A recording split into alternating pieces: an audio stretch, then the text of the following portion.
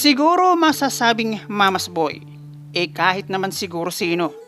Ikaw na ang lumaki na walang ibang nakikitang kakampi kung hindi ang nag-iisang ina.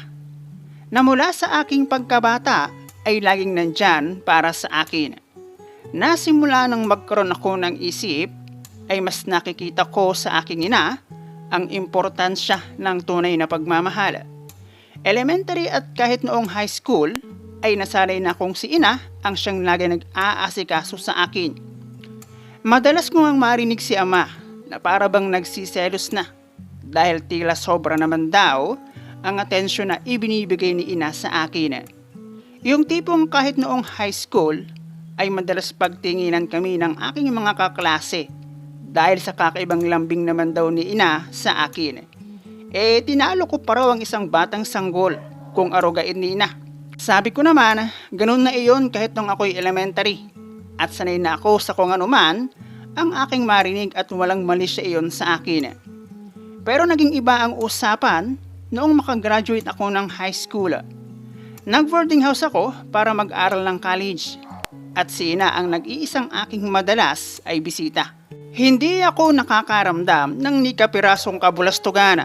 Magulang ko yun kahit super close kami sa isa't isa. Pero noong minsan na bumisita si ina sa aking nirerentahang apartment, hindi ko alam kung anong klaseng espiritu ang pumasok sa aking kokote. Galing ako noon sa school na dumating ako sa apartment, siguro nakatulog na si ina sa kakahintay sa akin. At doon, habang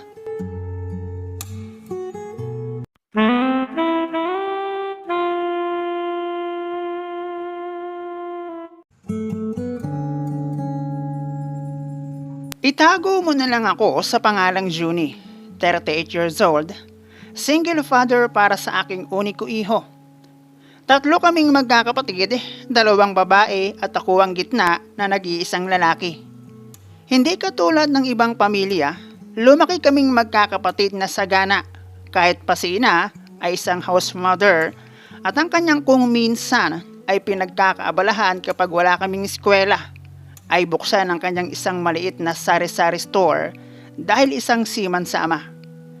Pagsisiman na ang kinagisnan kong hanap buhay ni ama nang ako'y magkaroon ng isip kasama ang aking 2 naggagandahang kapatid na babae at syempre, kanino pa ba sila magmamana kung hindi kay ina? Lumaki kaming magkakapatid, nakaliwat ka na ng klase ng laruan dahil noong aking kabataan ay hindi pa naman uso ang gadgets na tulad ngayon. Game Boy, oo. At isa ako sa nagkaroon noon. At kung hindi ako nagkakamali, ay isa kaming magkakapatid na nakasabay sa pag-uso ng cellphone. Mga babasahing comics marami. Maluwag sa pera at hindi kailanman kami nagkaroon ng problema sa anumang bayarin sa school. Dahil na rin siguro sa sahod ni ama at para sa akin ay walang kasing husay si ina pagdating sa paghawak ng pera. Noong kami ay elementary, natatandaan ko pa na para kaming mga sikat na artista kapag pupunta kami sa aming mga lolo at lola sa probinsya. Dala namin ang samot-saring pasalubong at oo nga pala, meron kaming Toyota Corolla na siyang service namin. Hindi naman yun madalas, siguro mga twice a year or once lang. Nangyayari lang kasi yun tuwing darating si ama. Yun nga lang ay hindi uso sa amin ang outing. Kung sa bagay parang hindi naman yun uso dati.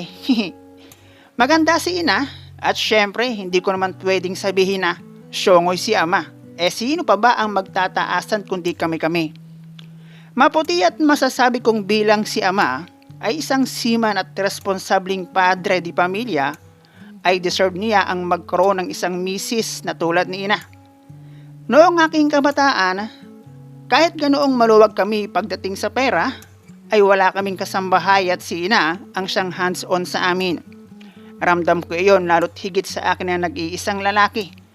Walang sinabi ang bunso na hindi mautusan.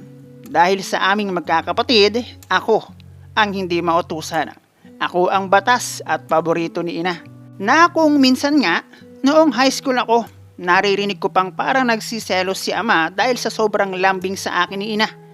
Kung iisipin daw, Hindi na ako bata para sa ganoon. Hindi naman sa pagyayabang, baka sabihin nyo nagbubuhat ako ng sarili kong bangko, ay tulad lamang din ng aking mga kapatid na babae. Kung sila ay may taglay na kagandahan, ay nasa akin naman ang kagwapuhan. Sabihin na lang natin na swerte kaming magkakapatid dahil mas malakas ang dugo ni ina at sa itsura ay sa kanya kami nagmana. At dahil dyan, first year high school pa lamang ako ay meron na akong jowa. Always akong napapasama sa mga pagpipilian para maging escort ng mga nagiging muse ng aming klase. Guwapo, bagamat hindi kaputian pero first year high school pa lamang ako ay 5'5" na ang height ko. At ayon, na-stuck ako sa 5'7" na height. Third year high school ako nang unang makatigom ng pinakalami nga putahe dere sa planet Earth. At walang iba kundi sa aking first JF na itago na lang natin sa pangalang Osang. Jowa ko siya simula nang mag-high school ako at nagtagal kami until makagraduate kami ng high school. Nagtagal kami dahil masasabi kong solido ang naging relasyon namin. Ganun na nga iyon, tulad lamang din ng sinabi ng ibang nagbahagi ng kanilang kwento na para bang iyon ay isang resto o karenderya na pag iyong nagustuhan ay iyong babalik-balikan. Bilang isang paborito, nag-iisa uniko uyhuni na, madalas kong hindi makasundo ang aking mga kapatid na babae. Tinalo ko pa kasi yung bunso namin na kahit sa school ay hindi maawat si ina. At hindi lang isa o dalawa ang nagsasabing apaka-sweet naman raw ni ina sa akin na feeling nila ay over the bakod na raw, lalo't meron na akong jowa. At sabi nga ni Osang ay si ina ang siyang karibal niya sa akin. Ang lahat ng ginagawa ni ina para sa akin ay hindi ko nilalagyan ng mali siya. At karapatan niya iyon bilang aking magulang at ako na nag-iisang anak nilang lalaki. Ba naman 4th year high school na ako ay binibimpuhan pa ako ni ina sa likod with polvo. Ay ewan ko na lang. Ang matindi, maalaga kasi sa sarili si ina at pag napunta ng school kahit mga guro namin mapababae o lalaki ay napapalingon sa magkaibang dahilan. Kung sa ngayon, sana all sexy kahit may 3 anak na. At pagdating sa usaping crush at jowa ay active si ina. At laging nakasimangot at salubong ang kilay ng aking mga kapatid na babae kapag laging nasa akin ang pansin ni ina. Nakagraduate ako ng high school na ang tingin ng ilan sa akin ay mama's boy, lalo na ng mga taong parang mga hindi nakaranas ng pagmamahal ng isang ina.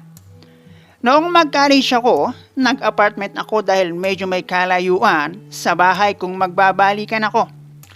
Ikinuha ako ni ina ng kwarto na walang ibang kasama at ang isa sa mga dahilan ni ina, bilang lalaki raw ay dapat akong matuto kung paano maging independent dahil darating daw ang araw na tulad ni ama ay magkakaroon ako ng sariling pamilya. Ang sinabing iyon sa akin ni ina ay mas naging pabor para sa akin. Habang tumatagal kasi, naaasiwa ako sa pag-aasikaso sa akin ni ina. Kumbaga, ay balahibuhin na parang hindi na nga naman bagay lalo't lalaki. Gaya nga ng sabi ko, walang mali siya ang lahat ng iyon sa akin. At kinasanayan ko na iyon.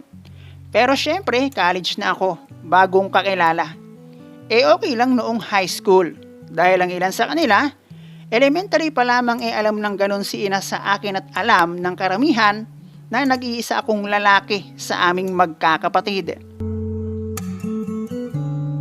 4 na taon, ang kurso na aking kinuha at sa apartment na aking nirerentahan ay si ina ang nag-iisa at aking madalas ay bisita. Maluwag naman kasi si ina sa bahay at meron siyang gamit na sasakyan para puntahan ako. Naglalaba at ipinaglilinis niya ako ng kwarto. Naisip ko noon, ganyan ba ang nagsasabing, dapat na matuto ka ng maging independent dahil darating ang araw, tulad ng iyong ama, ikaw din ay magkakaroon din ng sariling pamilya. Natatawa ako pero nagagalit naman si ina kapag sinasabi ko ang bagay na iyon. Hindi lang naman ako ang nag-apartment. Pati yung ate ko na tulad ko ay nag-aaral din ng college. Nasa ibang lugar nga lamang. Magkaiba kasi kami ng school at isa yun sa naging blessed kami sa aming mga magulang. Dahil kung saan namin gusto, iyon ang masusunod. Medyo nakakainis lang din dahil nakasabay nga kami sa pag-uso ng cellphone. At isa si ina sa madalas tumawag at magpadala ng message sa akin. Hindi naman niya ako binabawalan na magjowa. Basta aking ipakilala sa kanya at pag-aaral pa rin ang magiging priority. Kaya noong mag-college ako at magkaroon ng jowa, isama ko man sa aking tinutuluyan ay 100% dapat. Sigurado akong hindi kami mabubulaga ni GF. Doon ko naranasan ang kaibahan ng nasa apartment ng nasa sariling bahay at nang nag-iisa sa mayroong mga kasama sa bahay. Maliban sa madalas akong ipaglaba at ipaglinis ni ina ng bahay, nasa kalaunan ay akin din namang natutunan ay natuto akong dumepende sa aking sariling kilos.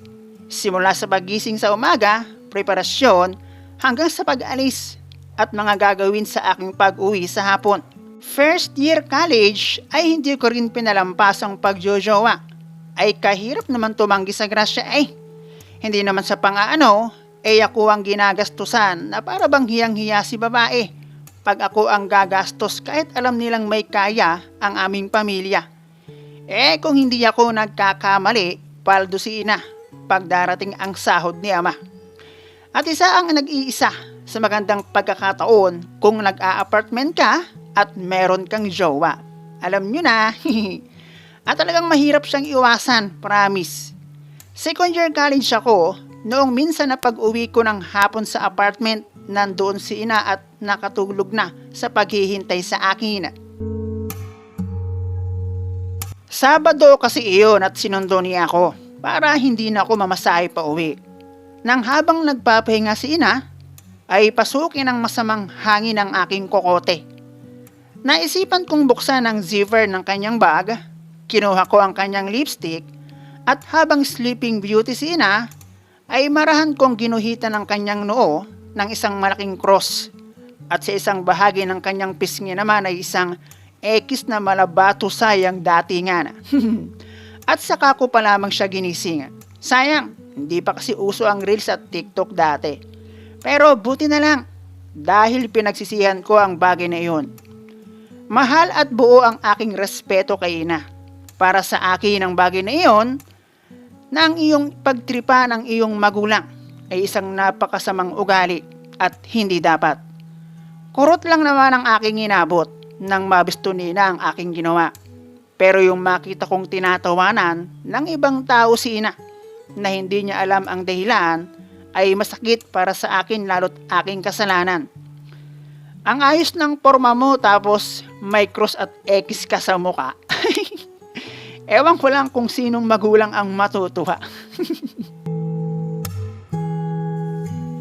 38 years old na ako ngayon. Single father dahil sa hindi inaasahang pangyayari ay iniwan sa akin ni Mrs. ang uniko iho namin. Nilisan niya ako matapos i-deliver ang bunso at aming panganay. Masakit yun para sa akin dahil marami pa kaming pangarap sa buhay na sabay sana naming aabutin. Mga lolo't lola na sina ama't ina. Awa ng nasa itaas ay ayon at malalakas pa naman. At ang mga nakaraan noong aking kabataan, kabinataan, panahong mamasboy pa, ika nga, ngayon ay isang kwentong nakaraan na lamang. At kanya-kanyang tawanan na lamang kapag naaalala ang nakaraan. Tulad na lamang ng kung paano namin inilalabas ni ina ang mga natirang cake at ice cream habang tulog si ama, ate at bunso. Mga alaala na aming maikukwento sa aming mga susunod na henerasyon.